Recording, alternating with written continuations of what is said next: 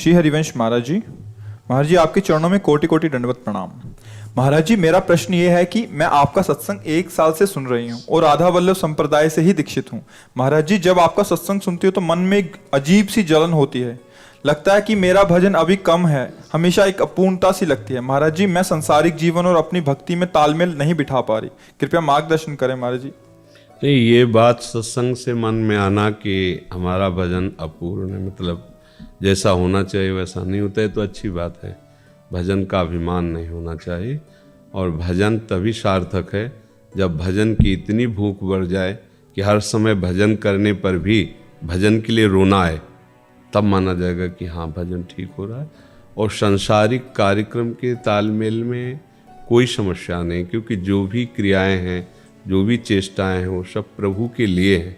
घर गृहस्थी ये सब प्रभु का भाव करके जो भी बनाना है, सेवा है, पति पुत्र आदि की सब, ये प्रभु को भाव से अर्पित कर दो। ये सब सेवा ही है, ये सब भजन ही है। उसमें अगर अलगावपन रखोगे कि संसार की क्रिया अलग, प्रभु की अलग, तो फिर अभी भक्ति में समझ ठीक नहीं हुई। ये संपूर्ण सृष्टि भगवान की बनाई हुई है, संपूर्ण सृष्टि भगवान बने हुए हैं।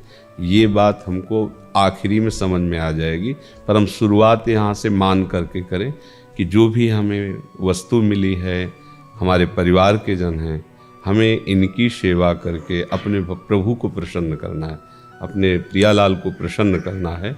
ये सेवा प्रभु के चरणों में अर्पित कर, कोई परेशानी नहीं। जैसे हम छवि को भगवान मान के सेवा करते हैं, ऐसे पति को मान करके, पुत्र में भगवत भाव करके, अतिथि में भगवत भाव करके, अपने सास ससुर में भगवत भाव करके यदि हम ऐसी सेवा करेंगे तो प्रभु हम पर प्रसन्न हो जाएंगे, क्योंकि सबके हृदय मंदिर पर भगवान बैठे हुए हैं, प्रभु बैठे हुए हैं। तो ऐसा कुछ अलगाव तो मुझे लग नहीं रहा। चाहे जितना संसार का कठिन कार्य हो, गला काटने से ज़्यादा तो कोई कठिन कार्य है नहीं। और भगवान उसके लिए आदेश कर रहे हैं अर्जुन जी को, मां मनुष्मर युद्ध च। युद्ध में कोई फूल थोड़ी चढ़ाया जाता है, बाणों से, तलवार से गले काटे जाते हैं। वहाँ भी भगवत स्मरण हो सकता है।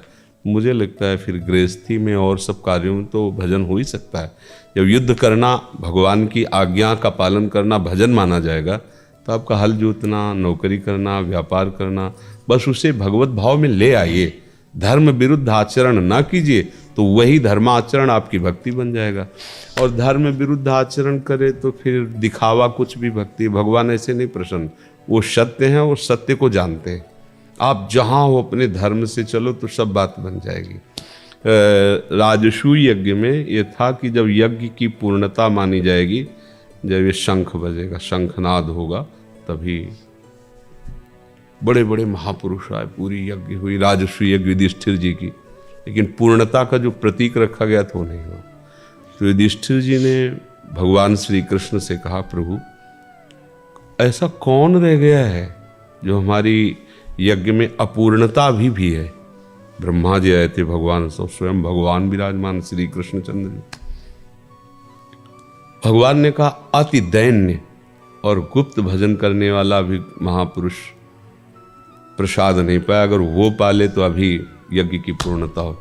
तो उनका, प्रभु त्रिभुवन के तो सब महर्षि ब्रह्म ऋषि पधारे, ऐसा कौन है? तो उनका, आपके नगर में ही है। हमारे नगर में इतना महाभागवत रहता है बड़ा, और हम आज तक जाने नहीं। बोले, जाने के आपके घर भी आता है। कौन है प्रभु? तो बचा सुपच वाल्मीकि, रोज दोना पत्तल फेंकने आते थे। अच्छा, बोले वो महाभागवत है, निरंतर नाम जप करते, हमारी आराधना में वो कोई जानता नहीं। अपने को छुपा के दैन्य भाव से ऐसे, जाओ निमंत्रण दो उनको। तो भीम और अर्जुन जी पहुंचे, तो कोई उनके स्वरूप को नहीं जान। चित्रपट विराजमान के अश्रु प्रवाह करते भगवान के सामने वो बैठे थे। जो देखा कि भीम अर्जुन आए, सो तत्काल पर्दा किया कि हमें कोई जान न पावे। भीम अर्जुन ने हाथ जोड़ा और कहा, आपका निमंत्रण, उनका मालिक तो 2 कौड़ी के नौकर हैं आपके, दोना पत्तल फेंकने। आप निमंत्रण, हम रोज आपका ही तो जूठन खाते हैं, जो पत्तल और फेंकने पर जो मिलता है वही हम। उनका नहीं, भगवान ने कहा है। उनकी दृष्टि बदली भगवान पे कि ये चैन से भजन नहीं करने देते। अरे हमें कोई जानता नहीं था, चुपचाप भजन कर रहे थे। ये राजा लोग सम्मान करेंगे, यश होगा, भीड़ लगेगी, हमारा भजन रुकेगा। पर भगवान की इच्छा है जोई जोई प्यारो करे सोई में भाई, काम आ जाए। भगवान ने द्रौपदी जी को आदेश किया, अच्छा अच्छा भोजन बनाओ। ऐसे उनको रसोई में बैठाला। जब भोजन परोसा गया तो सब भोजन लेके एक में ऐसे मिला दिया ऐसे, और भगवान की तरफ देखा पानी। तो द्रौपदी जी के मन में आया, पूरी रात दासियों के साथ लगकर हमने स्वयं बनाया, भाई असर तो होगा ही। कोई राजघराने के या बड़े घरों के होते तो स्वाद चखते, क्या जाने राजभोग का। वो प्रसाद पा लिए, घंटा नहीं बजा, शंख नहीं बजा, जो आखिरी। तो उनका प्रभु, इन्होंने भी बोले आपसे अपराध बन गया इनके प्रति। कोई किससे बना? द्रौपदी जी ने कहा हमारे मन में ऐसी सोच आई थी। तो बोले आप ही प्रश्न करके देख लो। कहा आपने अलग अलग स्वाद क्यों नहीं लिया, सब मिला क्यों दिया? बोले वस्तु का स्वाद तो प्रभु आप लेते हो, हम तो प्रसाद पाते हैं, इसलिए सब मिला के। तब द्रौपदी जी को पता चला कितने बड़े, उनके पाने पर ही घंटा बजने लगा, उनके पाने। तो आप देखो क्या है वो, बाहर से दोना पत्तल उठाने की झबिया, हाथ में झाड़ू, और भगवान कितनी नजर रखते हैं उन पर, कितनी मान्यता है कि बड़े बड़े ब्रह्म ऋषियों को लघु कर दिया उनके सामने, और उनको बैठा, अहो वत्स पस्तु गरियान या जिभ्यागे वर्तते राम तुभ्यम।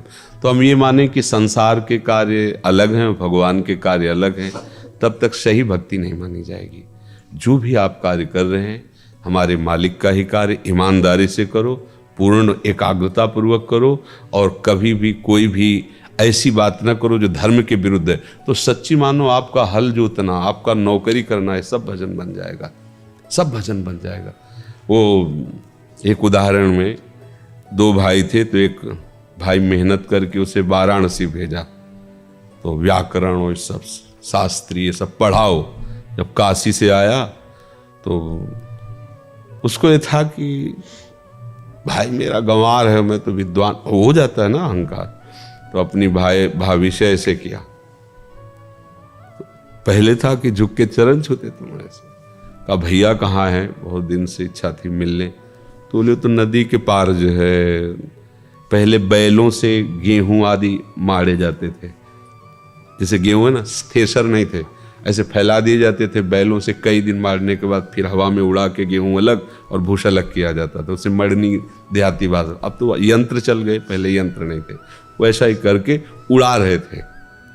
उनका वो तो खेतों में है, नदी पार है।